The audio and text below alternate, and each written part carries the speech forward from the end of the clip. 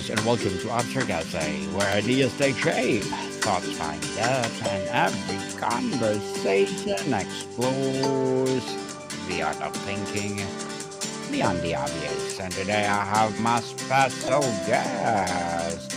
He's an author, entrepreneur, as well as a fellow podcaster, no other than Mr. Trevor G. Welcome, Mr. Trevor, an abstract essay, and can you please introduce more about yourself? Thank you, Daniel. I appreciate being invited. As you said, I'm an entrepreneur, best-selling author, both books and screenplays. And I think if I was to describe myself, it would be an avid reader. Books have saved my life. I grew up poor. I ended up reading hundreds of biographies, and I realized that there's a way out of that. And I found the way out, and those are the 3 simple steps. So I basically relocated or copied the patterns of behavior in all of the heroes I read about in all of those biographies, applied them to my own life, changed from a life that other people would describe as struggle, but I wasn't unhappy. It was just struggling a bit. And then had a tremendous adventure, not just in business, but also in relationships and in health. So I feel very blessed. I decided to get into this genre, the self-help personal development, as a way of giving back, because my mum always told me do the right thing no matter what. But also because I've probably read every self-help book out there, and most of them have left me kind of blah, sort of they make me feel good about the life I'm living, but I want a better life. I want some tools and techniques that work. So after I sold my first company, which I started in 2003 for a few $100s, sold it in 2009 for 105 million, I decided it was time to do that. And so I've been writing and teaching and coaching ever since, whilst also building other companies. Once you get a formula that's successful, you just keep repeating it, but also it's useful to share it. So that's what we're doing. Interesting, Mr. Trevor G. Thank you so much for sharing your knowledge and wisdom to the world. And today, let's talk about the 3 simple steps to balance life. Tell us, the term work life balance is often used but rarely defined. How do you personally define a balanced life, and why is it more nuance and than just a splitting time event? So I have friends, fellow successful entrepreneurs, they would call themselves, who believe that hustle is the way to succeed. And I think you can succeed with hustle, but typically it causes burnout. My friends are on their 3rd marriages. The dogs don't recognize them. They're not happy. That they're taking things to help them cope, whether that's drugs or alcohol or whatever. But they're still, by the way the world judges success, they're successful. I've never wanted that because I'm basically a lazy guy. And I also got very lucky meeting an amazing woman when I was 20 years old and was married for 38 years before she died. I'm in my next relationship, and we're 3 years into that. And so I consider a balanced life to be able to compartmentalize the times when I'm on business. So I switch on and off. So I have a program which I produced for COVID. It's free and it's available on my website, trevorgblake.com. And it's the practical magic of the 5-hour workday. And it's about getting the balance right. It's about getting the balance between trying to crack a problem and then stepping away from that and having those magic moments when we go for a walk in the woods, or we go for a bath or a shower, or we just kind of switch off for a while. And a lot of people have forgotten the value of switching off. And so one of my messages is to structure a day around switching on and switching off. And that gives you the balance whereby your family still love you. They still remember who you are. And that's really important, for me anyway. That's always been very important. I do have a lot of people contact me and say, the relationships are all messed up, and it's not hard to see why. We all get caught up in the hustle mentality in certain countries in the world. So if there are tools and techniques that can help, and modern technology provides them all, so you don't have to create anything or do anything. It's all there, ready, available. If you just go to trevorgblake.com, there's a bunch of free tools on there that can change your life tomorrow. And it's just about structuring the balance between trying to make it and being. So it's the balance between doing and being, basically. getting that right makes the magic happen. And if I can do it, then I know everyone's heard this before from a lot of people, but if I can do it, then anyone can do it. And that's all I'm trying to do, is share that there's a different way of doing it. If you prefer the hustle, good luck, good for you. But if you want a balanced life, there's a different way of playing with the energy that we're all part of. In a world of overwhelming advice, why is simplicity the key to actually achieving balance rather than a complex system? So I think especially today, I feel that everybody values complexity more than simplicity. And a lot of people will spend more time on their iPhone than they will walking in the woods with the iPhone on airplane mode. But everything in the universe is made of energy. It's an irrefutable scientific fact. I'm a physicist by training, that's my education. And so I'm fascinated by the topic of how do things work and why. And so I found that the ability to connect with energy is extremely valuable. That's where I get all my ideas from. I've never created an idea sat at a laptop. I've created all my ideas have come to me out of the blue, and then I've slapped my head and said, "Why didn't I think of that before?" And that's always happened when I'm in a space where I allow myself to connect. And I don't just mean my brain, because a lot of people live in a brain forward way. I mean connecting my brain and my heart and my solar plexus, because they're actually connected physically, scientifically, all together.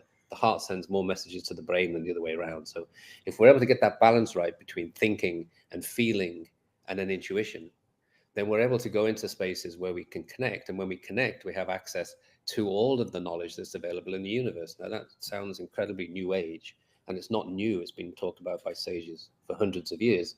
But it's scientifically proven now that between the atoms, there's no empty space, there's an energy field. And it goes right through the universe from the beginning of time, as we understand time, to as far as we can even imagine. And so, if we're able to find ourselves in a space where we can use some simple tools and techniques to project ourselves into that energy field and connect, that's where we get the magic. That's where Trevor G Blake comes from. That's where my companies come from. That's where my transformation course comes from being in a space where I allow myself to be open to new ways of thinking and new ways of being. What are the most common signs you see that someone is living an imbalanced life, even they might not recognize it themselves? They don't smile a lot. that's, the, that's the number one True. thing. I mean, you smile. We just met each other the very first time right now, but we start off. We're smiling, right? We're happy. We're balanced. We feel life is good, and it should be. And even though sometimes I can feel guilty for, I think, what did I do to deserve this? But then I realized that I studied really hard to understand what makes success in the interpretation of people through time and different industries, and then adopt those techniques, and without knowing really what I was doing, find, wow, I'm waking up in the morning really excited about the day ahead, and my sense of humor has come back, and I'm not worried about having to pay electricity bill. And so I meet a lot of people who are not yet blessed to be in that position, and the fact that they worry so much about those things means that they don't smile as much as they were created to do. So they're not living a life of some people call a life of joy. So I can spot people immediately, head down, typically hiding on this phone. The world is in here now for them, but that's hiding from the world. And yeah, head down, shoulder slumped, and not smiling. And one of the techniques we use in the transformation experience, and if you're interested, is at trevorgblake.com, is the thing called the grocery store challenge, where we will go into a space and we'll find someone like that, and then we'll go and lift them up. And the way we lift them up is, we'll use their name, we'll ask them for an opinion, for some advice, make them feel seen, make them feel important, and then we get to feel what that does to their energy. And then we get also, because energy is always resonant. A lot of people don't understand that. They think that energy is something to go grab, but actually energy bounces back from a scientific perspective. So if it's we live in a world where it's no longer about what's in it for me. The world was like that for a long time. The world is really about, how do I contribute now? So when we find ways to say, okay, if I contribute, that's what I'm doing, that's what you're doing. That you've been doing this for a long time. You're contributing. And so when you contribute, you get to meet people who lift you up too. and your business grows and your life becomes more balanced, and you wake up in the morning, just can't wait to jump out of bed and get on with the day because you have no idea what's coming next. That's for me is where I want to try and help people to get to, where they just feel that sense of awe that they probably haven't felt since they were 5 or 6 years old. And you can spot it everywhere. Mr. Trevor, what is the first of the three steps and why must it become before the others? Is it a mindset shift, a practical action, or an assessment? No, it's a practical. So it's mentality control, and there's a lot of coaches and self-help gurus that talk about mentality, but they don't understand it from a scientific perspective, which is fine. So I'm offering a different perspective for those who are interested in a more factual, pragmatic, tool-based approach to having the life of your dreams. And so a, a lot of those gurus will say, "Oh, mentality is about positive thinking," but scientifically, positive thinking is actually baloney. It's not possible because it takes 500 milliseconds to form a thought. So, although it sounds like a subtle difference, we are actually, as humans, we're feeling creatures who then have a thought. So, we're feeling creatures who think, not thinking creatures who then feel, which is the way that most self help personal development people teach. And it was backwards, it's 180-degree wrong.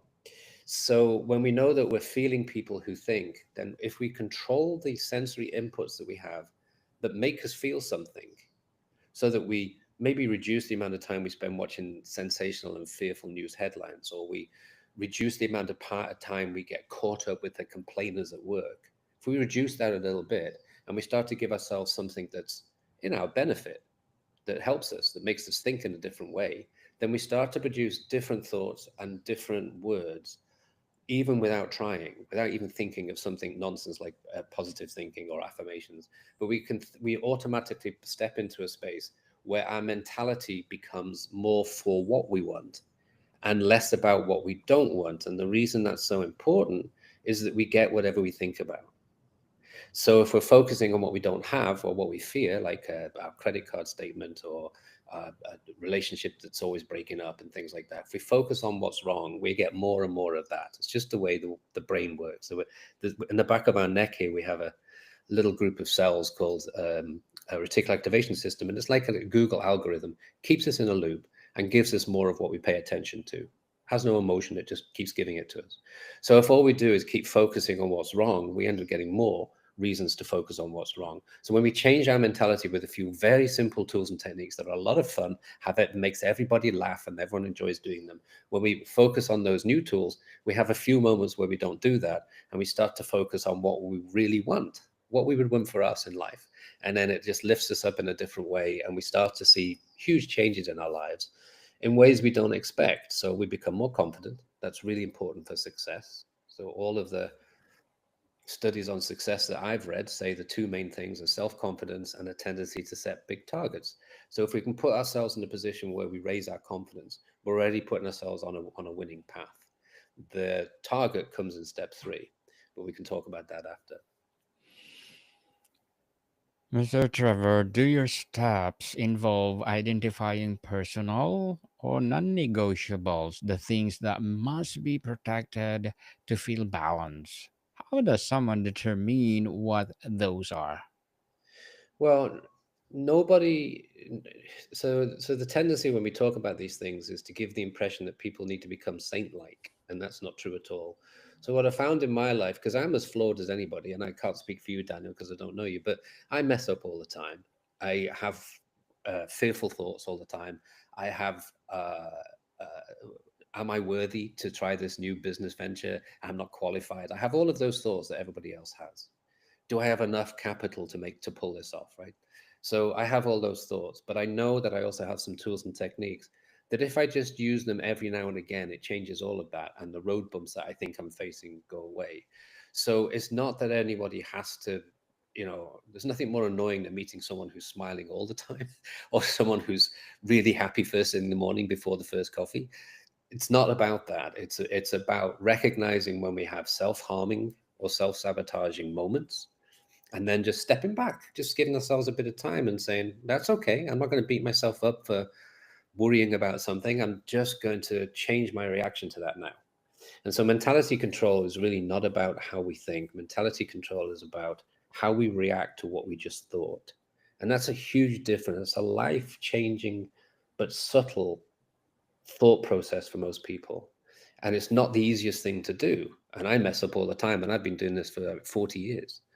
Um, but what I find with the masterminds I have and the people who have gone through the transformation experience is if they just make a few changes, just catch themselves every now and again, it changes everything. And that's that should give us confidence that we don't have to be. People would look at me and say, "Oh, he's got he's on his seventh company. He knows what he's doing." No, I never know what I'm doing. So I use the tools and techniques myself to help me get over those self-limiting thoughts. Mr. Trevor, does your approach focus more on managing energy rather than time? If so, how can someone audit and replenish their energy sources? So, not to get too technical for the time that we have, but there is actually no such thing as energy. It doesn't exist. And it's a shock to most people when you say that. The universe is in a state of constant change. We're born, we live, we die. A seed sprouts, it grows, it autumn comes, the leaves fall off. So a whole universe that we live in is in a constant state of change. When we decide as scientists to take a snapshot of that, a bit like somebody saying, I'm taking a selfie, we call it energy. But just like a selfie doesn't represent the person that just spent time taking the picture of themselves, so when we look at energy, it doesn't represent energy. So rather than thinking about, so energy isn't something that you can increase or decrease. The laws of energy are quite explicit. You can go back to Einstein or anybody you want to get the laws of energy. And the laws of energy state that it can neither be created nor destroyed, which means it also can't be collected. It can only be changed from one form into another form. And that's really key information for everybody. So instead of thinking about raising energy, which a lot of snake oil people will talk about in this business, the self-help business, instead of saying about raising vibration or raising energy, it's nonsense. It doesn't work like that. Energy goes in phases. So what we have to do is find a way of playing with it in a different way. And that's going back to what I was talking about mentality. If we think of fun words and fun thoughts and we play with the energy in a different way, we end up getting a different result. So rather than thinking of energy as something to collect, that's the worst thing you can do, by the way, that it stagnates. A good example would be money. Money is an energy. We convert it from one form into another form. If we hold on to it, it disappears eventually. We lose it. And so everything in life is like that. Relationships are the same. If we let a relationship's energy flow, we have a fun time. If we try to hold on to that and suppress it and desperately afraid to let it go, eventually it goes. So it's just learning to play with it in a different way. Alan Watts said one time famously that all of life is simply a playing of energy, and I've found that to be true in my life. Very well said, Mr. Trevor. Very well said. And what is the biggest misconception or myth about achieving balance that you want to debunk? There's a truth in life that the less we try, the more we win, the more we get. But it's very hard for us as humans, especially in the Western world, to stop trying, to stop fighting, to stop chasing. So let's say somebody says, "Oh, I keep having terrible relationships." And then what do they do? Do they relax and sit back and wait for someone to show up, or do they go and get a Tinder profile and they start chasing again and start chasing and swiping? And I actually don't know what any of that means. By the way, this is what people tell me. I don't know if you swipe left or right, if you like or don't like, but people say so. They go on a Tinder and they try really hard to get something. They chase it, and it's not a terribly successful way of achieving balance. It's exhausting and everyone gets burned out, whether it's relationships or business or finance or anything else. So one of the secrets, and it's not easy and it takes practice, and there's tools and techniques I've got at trevorgblake.com that you can learn to give yourself some times during the day where you can sit back, observe, and spend a little more time letting go, not doing anything, just being for a few moments, for a few minutes, and then eventually it becomes a bit addictive, and the minutes become 30 minutes, and the 30 minutes becomes an hour. And so I actually populate my day that way. So The letting go and not trying is one of the secret sources to trevorgblake.com, but anybody who's been through the transformation experience. Um, it's something that requires tools and techniques. It's easy to talk about, but you won't get anything in self-help, personal development, or the desire to be quote unquote successful. You won't get anything without doing the work. There's an awful lot of ideas out there that the secret is to sit around and do nothing. Law of attraction, which isn't a law, it's just an idea, it's ideology. Um, it gives the impression that if we just have a big goal and we sit back and do nothing, it'll come and find us. And I don't think anyone's ever experienced that. What I tell people is that there's some tools and techniques that are based on science that work, but you do have to actually do them. And one of those is having the discipline to treat letting go and not chasing with the same dedication that you previously used for actually chasing.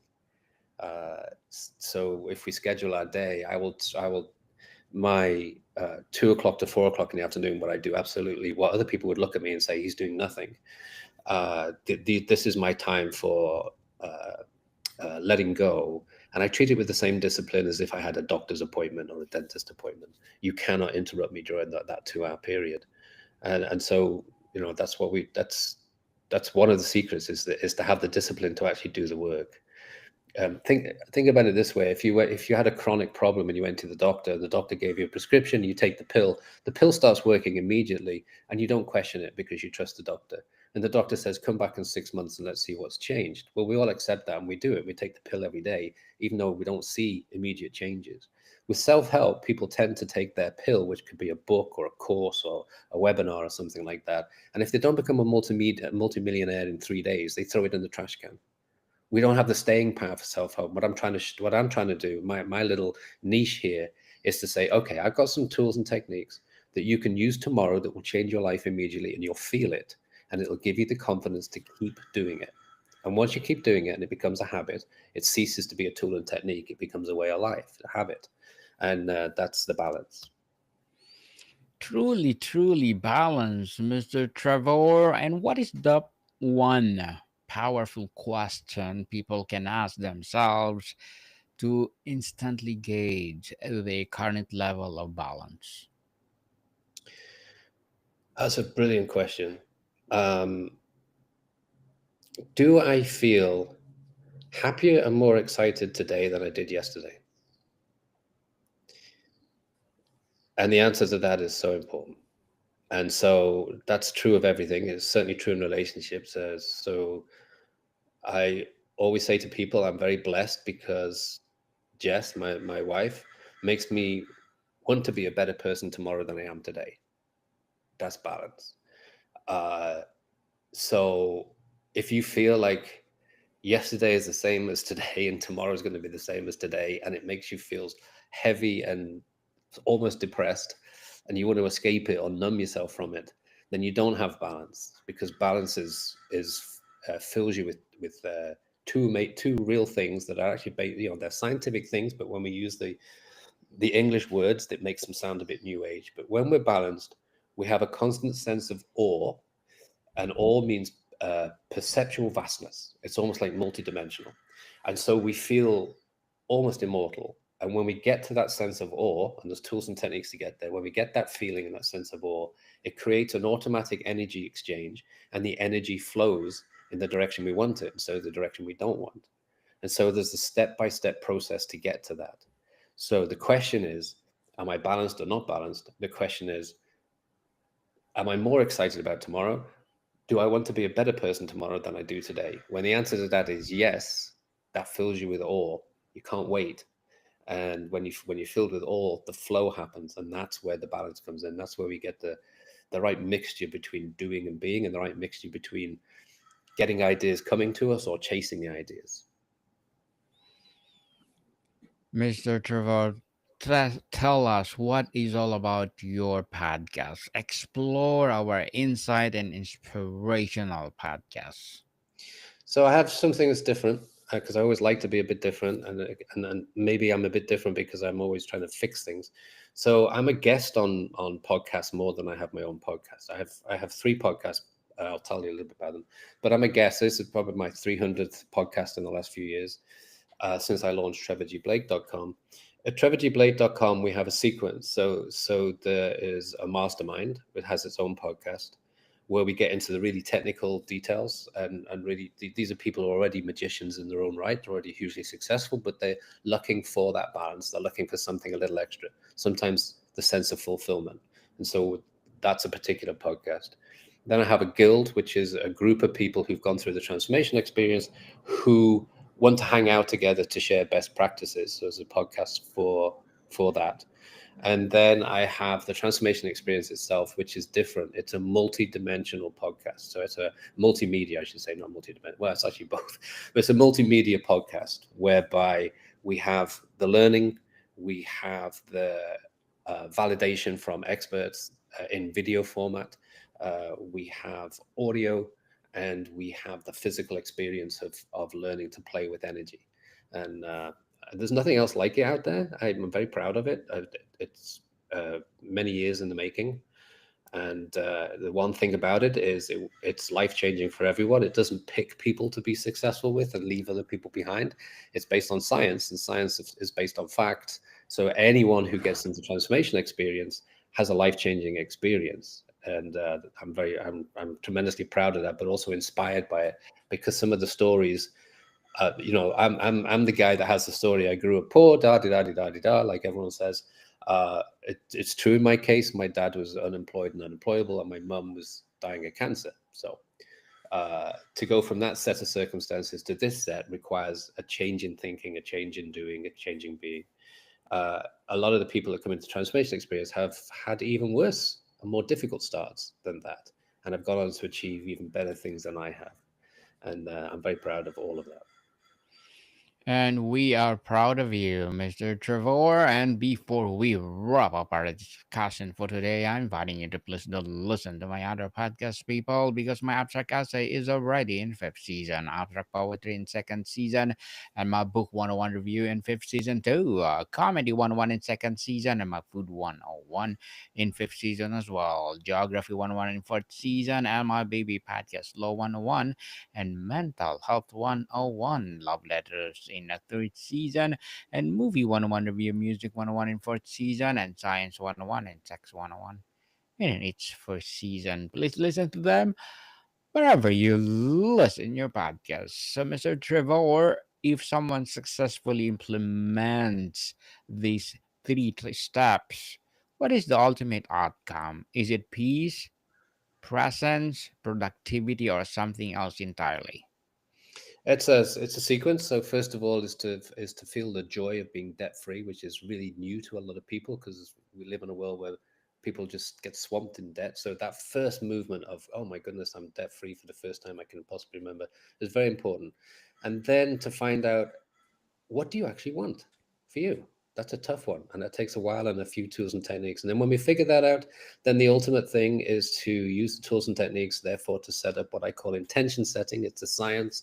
It's based on a formula, and then we set this big target that's really just for you, because it's no one else is you.